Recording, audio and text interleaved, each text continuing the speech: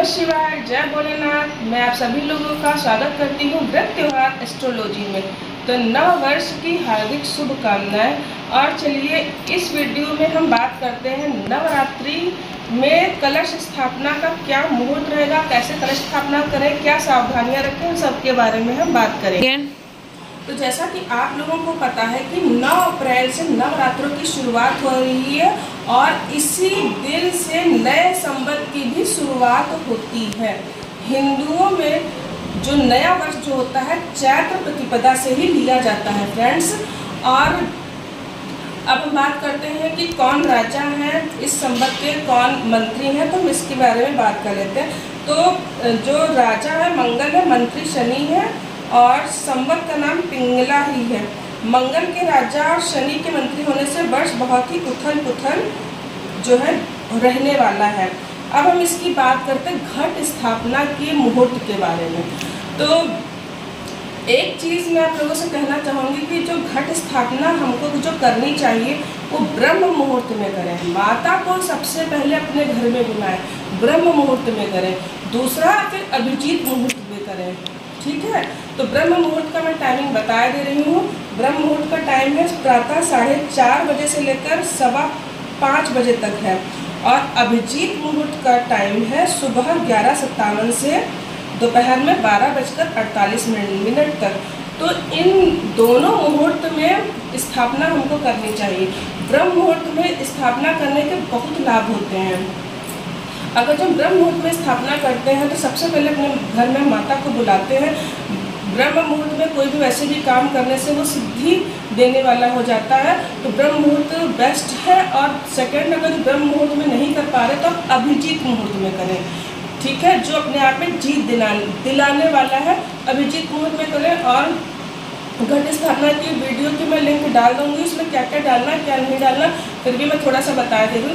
घट स्थापना के लिए हमको ऐसा मिट्टी का कलश लेना चाहिए जिसमें कम से कम 1.25 लीटर जल आता हो।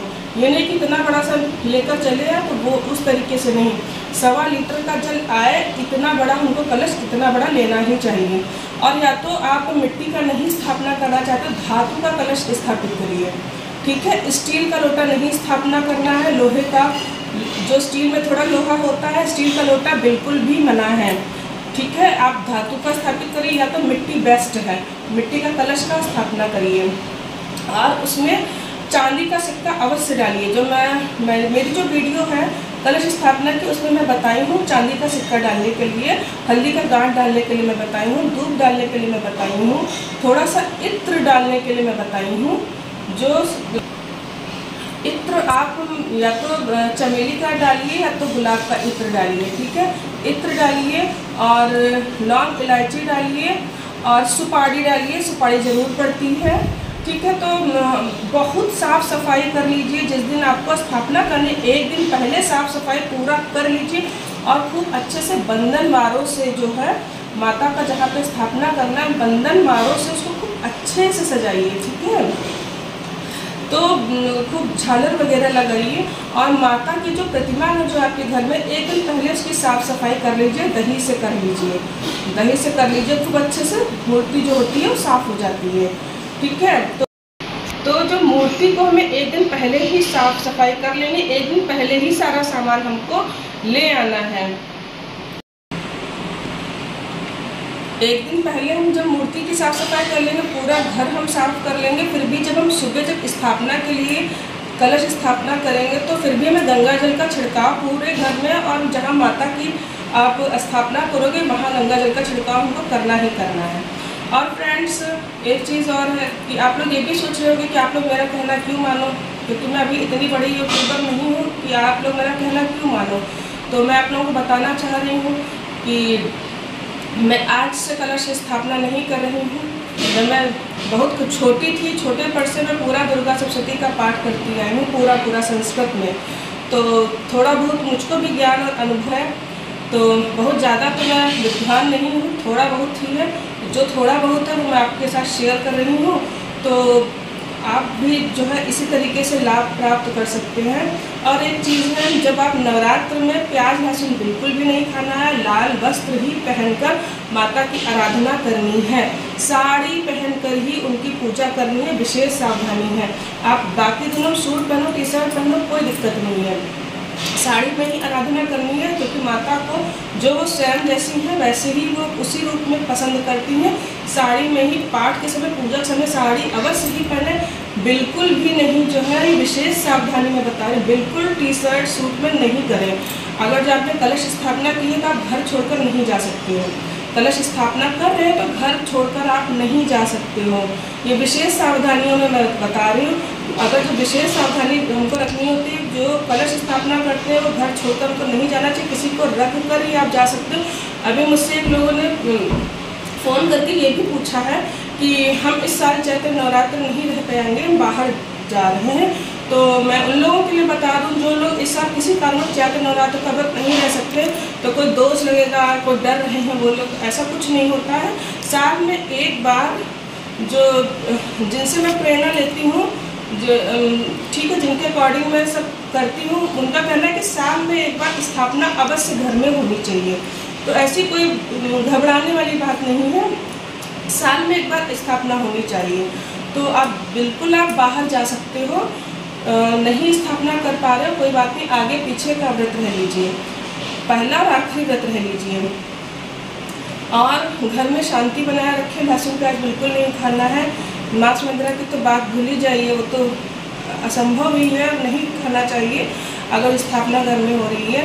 और फ्रेंड्स, जैसे कि आप जैसे बहुत से लोग होते हैं कि मंदिर वाली माँ को तो सब खुश करना चाहते हैं, लेकिन जो घर की जो माँ है उसकी कोई इज्जत नहीं करना चाहता। आजकल का ऐसा युग आ गया है। तो एक बात मैं आप लोगों से हाथ जोड़कर निवेदन करती हूँ कि अगर जो आपके घर में माँ है आपकी, भले वो आपकी सास है या आप उनकी बेटी हैं या आप उनका बेटा है, तो पहले घर वाली माँ को सम्मान दीजिए, उनकी ज़रूरतों का ख्याल कीजिए, तब आप मंदिर वाली माँ को, तब क्योंकि माँ उसी रूप में तो आपके घर में है, बेटी के रूप में आपके घर में है, माँ के रूप में आपके घर में है। तो माँ को पहले खुश करिए, जो आपकी अपनी माँ है उनको खुश करिए, उनसे आशीर्वाद लीजिए। और अगर जो आप उनका अपमान करते हो, उनको खुश नहीं करते, उनकी सेवा नहीं करते, तो आप फिर उस आदि शक्ति को भूल जाइए उनको खुश करने के लिए। तो आप व्यर्थ है आपका फिर नवरात्र का व्रत रहना, कुछ नहीं आपका होने वाला है, ठीक है। तो मेरी तो यही आप लोगों से हाथ जोड़कर विनती है कि आपकी जो माँ है उनके सुबह शाम पैर छूइए, उनका आशीर्वाद लीजिए। माँ के आशीर्वाद से बढ़कर कुछ नहीं होता। बहन के रूप में, बेटी के रूप में, माँ के रूप में, माँ आपके घर में ही है, यही उनके रूप ही है, ठीक है। और फ्रेंड्स, माँ क्या नहीं दे सकती हैं क्या, लेकिन हमको हर समय माँ से मांगना ही नहीं चाहिए कि हर समय हम मांगते रहें, ये ठीक नहीं होता है। यम यम चिंतयते कामम तम तम प्राप्नोति निश्चितम। जैसा जैसा हम सोचते हैं वैसा वैसा जब माँ अपने भक्त पर, अपने बेटे पर प्रसन्न होती हैं, तो वो सब कुछ हमको आसानी से दे देती हैं। वो सब जो हम सोचते हैं हम सबको आसानी से मिल जाता है।